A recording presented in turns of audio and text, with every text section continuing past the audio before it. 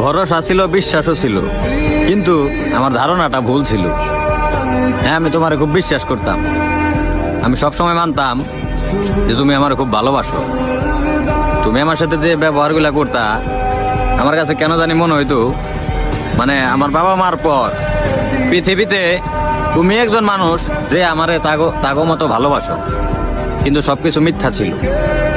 মানে তুমি আমার সাথে এমন একটা বিহেভ করছিলে, মানে আমার সাথে চলাফেরা করতে করতে মানে আমার ভিতরে এরকম একটা কনফিডেন্স এসে পড়ছিল যে তুমি আমার সারা জীবন ভালোবাসবা বা সারা জীবন আমার পাশে থাকবা।